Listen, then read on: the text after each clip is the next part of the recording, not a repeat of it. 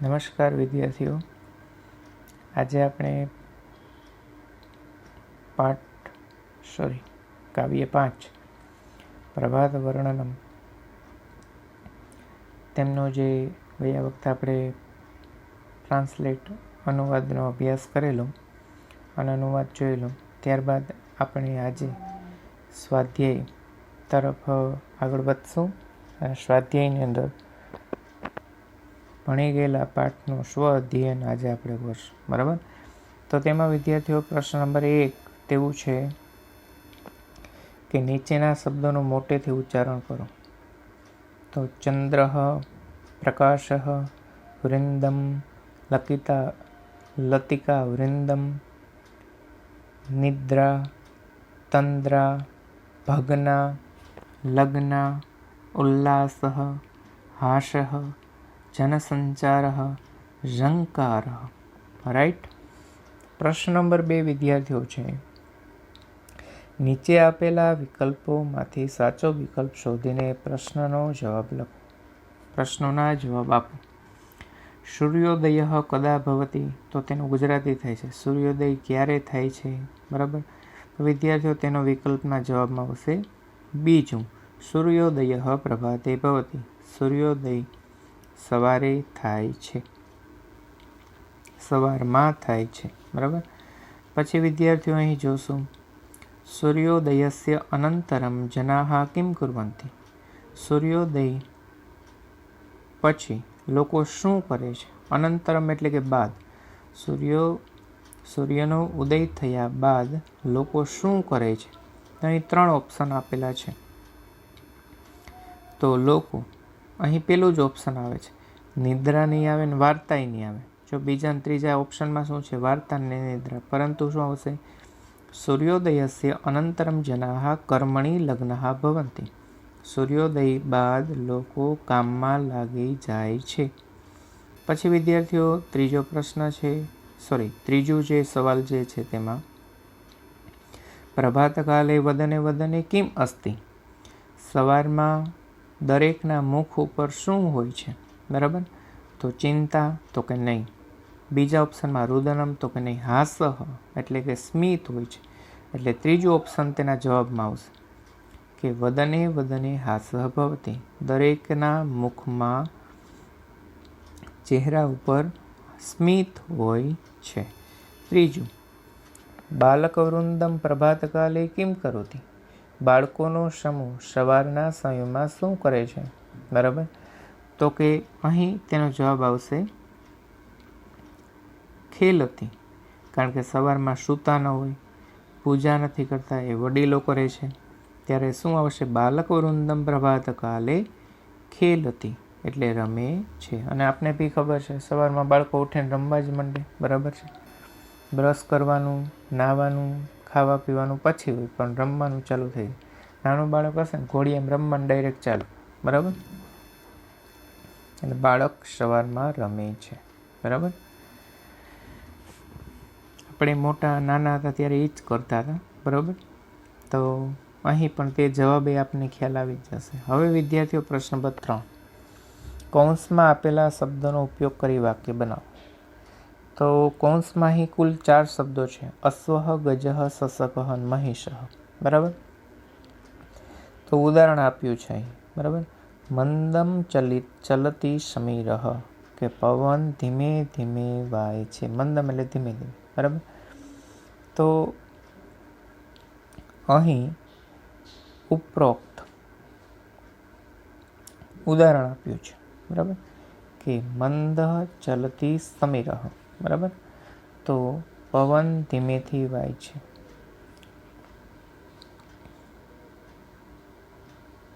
એટલે એક ઉદાહરણ વાક્યનું આપ્યું, એમાં ક્યાંય કૌંસના શબ્દનો ઉપયોગ નથી કર્યો. બરાબર? પરંતુ એવી રીતે આપણે વાક્ય બનાવવાનું છે. બરાબર?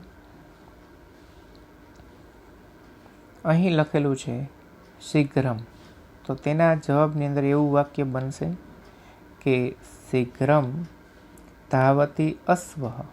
બરાબર? જો ઉપરના શબ્દનો આપણે ઉપયોગ કર્યો, અહીં અશ્વઃ,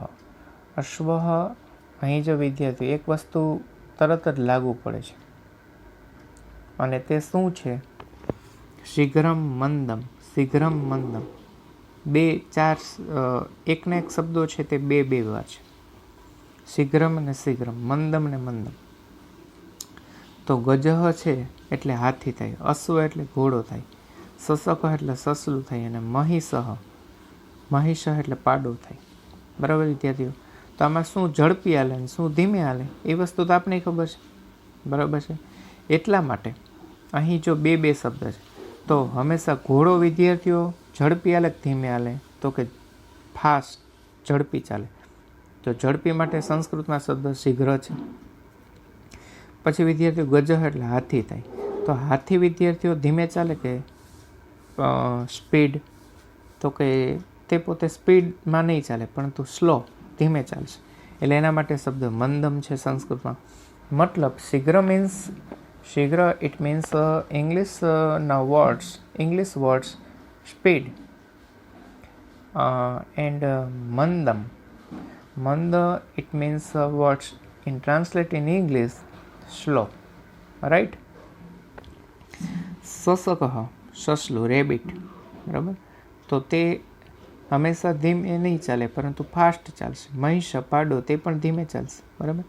એટલા માટે અહીં શબ્દો બંધ બેસતા છે અને ઉપરના કૌંસના શબ્દ બંધ બેસતા છે. એટલે હવે શું બોલશો? આપણે આગળ વધશું કે પેલું વાક્ય બનશે શીઘ્રમ ધાવતી અશ્વ. બરાબર? આ તેનો આપણે વાક્ય બનાવ્યું. શીઘ્રમ ધાવતી અશ્વ. પછી બીજું મંદહ. તો તેના માટે વાક્ય એવું બને મંદમ ચલતી ગજહ. શું આવશે? મંદમ ચલિત ગજહ. પછી ત્રીજું વાક્ય બનાવી શીઘ્રમ ગચ્છતિ સસકઃ. શું આવશે? શીઘ્રમ ગચ્છતિ સસકઃ. ચોથું વાક્ય મંદમ ચલતી મહિષ. કારણ કે પાડો હંમેશા ધીમે ચાલે, સસલું છે ઝડપી ચાલે. એટલે પહેલાની અંદર શું આવશે વિદ્યાર્થીઓ? અશ્વ. બીજાની અંદર ગજ. પાછું ત્રીજાની અંદર સસક અને ચોથાની અંદર મહિષ. બરાબર?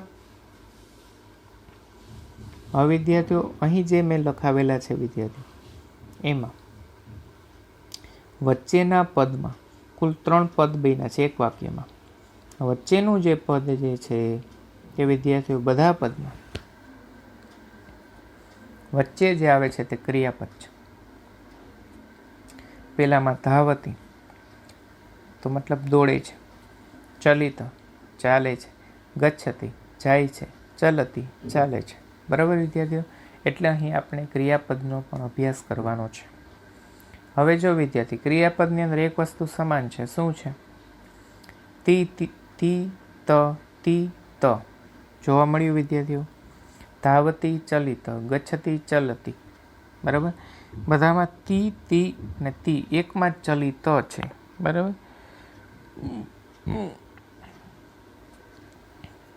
કારણ કે ત્રીજો પુરુષ વિદ્યાર્થીઓ એ યાદ રાખજો, ત્રીજો પુરુષ જ્યાં નામ આવે ત્યાં હંમેશા થર્ડ પર્સન વપરાય. બરાબર?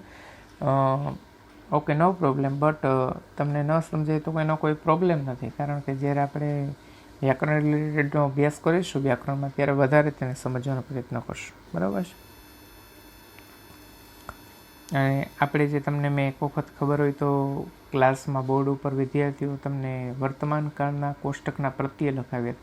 એમાં એવું તમે લખેલું છે મી વહ મહ સી થહ થ તી તહ અંતિ. એમાં તી જે છે તે થર્ડ પર્સન એન્ડ એક વચનમાં એ આવે છે. બરાબર? એટલે જ્યાં નામ આવે ત્યાં તી આવે. બરાબર? ચાલો હવે આવે છે વિદ્યાર્થીઓ તે આગળ વધતા નીચે આપેલા પ્રશ્ન 4માં શું કહે છે કે નીચે આપેલા શબ્દોના વિરોધી શબ્દ શોધીને લખો. બરાબર? નીચે આપેલા શબ્દોના અથવા આપેલા શબ્દોના વિરોધી શબ્દ કૌંસમાંથી ગોતીને શોધીને લખવાના છે. વિદ્યાર્થી, બરાબર. તો જે સાવ સહેલું છે. કઈ રીતે? બરાબર. તો તેના માટે જો હું તમને કહું તો અહીં શબ્દ જે છે પેલો, અહીં પેલો શબ્દ શું છે? મંદમ. તો મંદમ એટલે વિદ્યાર્થીઓ શું થશે? મંદ એટલે ધીમું. તો એના માટે હવે કૌંસમાં શબ્દ ગોળો. તો જલ્દી થાય ને ગુજરાતી. મંદ એટલે ધીમું, તો ધીમુંનું વિરુદ્ધાર્થી આવશે, ઓપોઝિટ. તે આવે છે ફાસ્ટ, સ્પીડ. તો એના માટેનો શબ્દ જે આવશે તે આવશે મંદમ. શબ્દ જે છે તેનો અર્થ આવશે શીઘ્રમ. પછી આવે છે બીજો શબ્દ, તે છે ઉદય. તો ઉદય જે સંસ્કૃત શબ્દ છે, તો તેનું તમારે પરીક્ષામાં પણ પૂછાય તો તમારે પહેલાં સંસ્કૃત જે શબ્દ આપેલા છે તેનું ગુજરાતી કરવું પડશે. એટલે ઉદય જે છે એનું ગુજરાતી થશે ઉગવું. તો તેનું અહીં સંસ્કૃત અર્થ થશે અસ્ત. બરાબર. પછી વિદ્યાર્થીઓ જે છે, પછી જે શબ્દ છે સધીરહ. તો સધીરહ જે છે તેનો વિદ્યાર્થીઓ અહીં થશે અધીરહ. બરાબર. પછી આવે છે ચોથું નિદ્રા. તો વિદ્યાર્થીઓ તેનો અર્થ શું થશે? જાગરણમ. બરાબર. એટલે અહીં વિદ્યાર્થીઓ તમને ખ્યાલ હવે આવી ગયો હશે. બરાબર.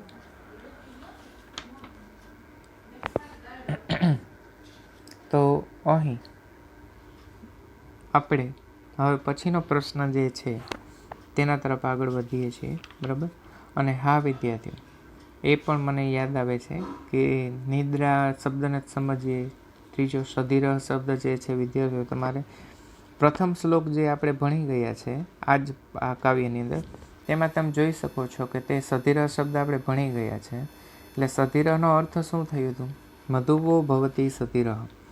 તો કે ભમરો ધૈર્ય ધારણ કરે છે. એટલે સધીર શબ્દનો અર્થ ધીર એટલે ધૈર્ય, સ એટલે સાથે, એટલે ધીરજતા વાળું. બરાબર. તો ધીરજ એટલે એના માટેનો આપણે સંસ્કૃતની અંદર શું શબ્દ જોયો? તો કે અધીર. આપણે એમ કહીએ ને ઘણી વાર અધીરો રે તું. બરાબર. ધીર અધીર. બરાબર. એટલે જેનામાં ધીરજ ન હોય તેવું. ચાલો હવે વિદ્યાર્થીઓ આવશે આપેલા પ્રશ્ન નંબર 5. આપેલા શબ્દોના સમાનાર્થી શબ્દો કૌંસમાંથી શોધીને લખો. તો આપેલા શબ્દ જે છે અહીં તમને જોવા મળશે. તો તેની અંદર કૌંસને આપેલા શબ્દો કયા છે? તો કે સુધાકર, દિવાકર, ભ્રમર, અનિલ અને ધેનવ. બરાબર. તો અહીં સમાનાર્થી મીન્સ કે સિમિલર. સમીર એટલે પવન થશે વિદ્યાર્થીઓ. તો તે પવનનો ઉપરથી આપણે શબ્દ ગોતવાનો છે. બરાબર. તો ઉપરથી શબ્દ જ્યારે આપણે ગોતશું તો સમીર, તો એનો અર્થ થશે બીજો વિદ્યાર્થીઓ અનિલ. બરાબર. અનિલ એટલે પવન થાય, સમીર એટલે પવન થાય. બરાબર. પછી બીજો શબ્દ છે સૂર્ય. તો ઉપર કૌંસમાંથી ગોતો શબ્દ સુધાકર, દિવાકર. બે શબ્દ છે. તો વિદ્યાર્થીઓ સુધા એટલે રાત્રિ થાય અને દિવાકર એટલે તે પણ તેનો પર્યાયવાચી બનશે. બરાબર. દિવાકર.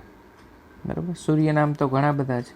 રવિ, આદિત્ય, મરીચે, આ બધા તેના ભાસ્કર. બરાબર. ભાનુ, આ બધા પર્યાયવાચી શબ્દ છે વિદ્યાર્થી. એટલે સૂર્ય મીન્સ કે દિવાકર. પછી અને એ પણ યાદ રાખો વિદ્યાર્થી, મહારાષ્ટ્રમાં નામોમાં કર શબ્દ પાછળ લાગે, અટકોમાંય લાગે અને નામની પાછળ લાગતું હોય છે. એટલે તમે જોશો તો કર જે લાગતું હોય તે વિદ્યાર્થીઓ મહારાષ્ટ્રના જ હોય તેવું સાબિત થાય. મંગેશકર, ગાવસ્કર, તેંડુલકર, જો બધામાં કર લાગશે એટલે મહારાષ્ટ્રના હોય સાબિત થશે. એટલે મતલબ એ લોકો રાખે છે.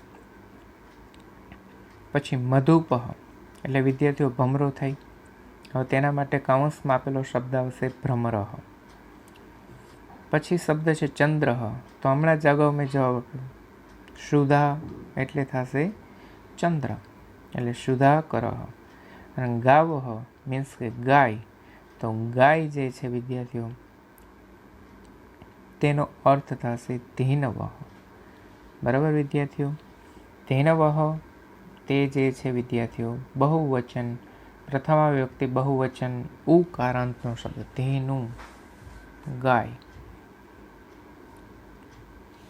ચાલો પ્રશ્ન 5 અહીં વિદ્યાર્થીઓ પૂર્ણ થાય છે. પછી આવે છે પ્રશ્ન 6, જે તમારે કાવ્ય પંક્તિઓ સુવાચ્ય અક્ષરે ફરી લખવાની છે, નહીં કે તેનું ગુજરાતી કરવાનું છે. બરાબર, એટલે એ તમારે સામેથી જોઈને લખવાનું છે. પછી પ્રશ્ન 7 છે, ઉદાહરણમાં દર્શાવ્યા પ્રમાણે વૃંદ શબ્દનો ઉપયોગ આપેલા શબ્દોના મદદથી કરો. બરાબર, તો કે ઉદાહરણ આપ્યું છે. વૃંદ એટલે શું વિદ્યાર્થીઓ? તો કે સમૂહ. તો અહીં શબ્દ આપેલો ઉપયોગ ઉદાહરણ પ્રમાણે, તો કે સખી શબ્દ આપ્યો તો સખી વૃંદ. તો અહીં હવે ઉદાહરણ પ્રમાણેના અર્થની અંદર શું શું થઈ શકે વિદ્યાર્થીઓ?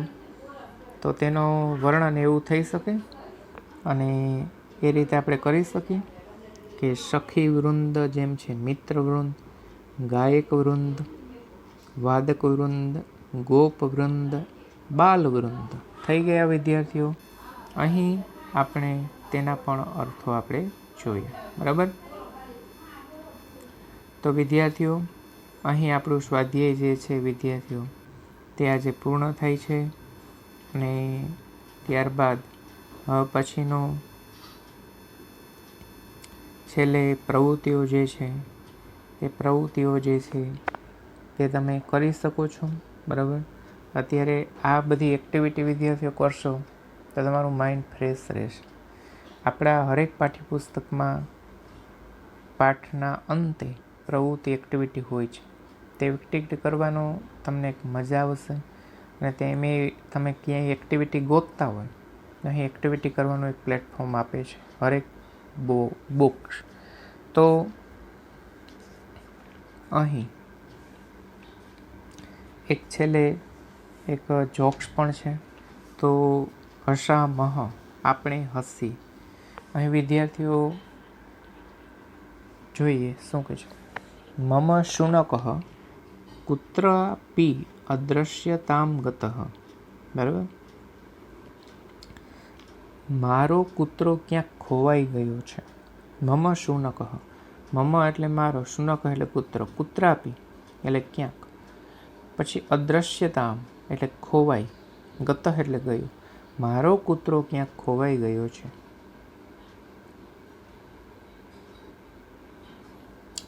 એવમ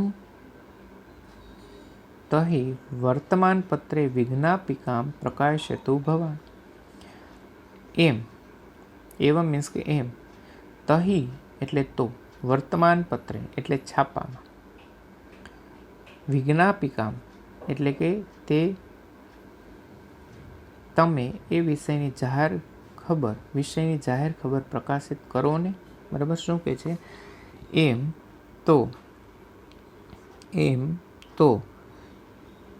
તો છાપામાં તમે એ વિષયની જાહેર ખબર પ્રકાશિત કરો ને. બરાબર,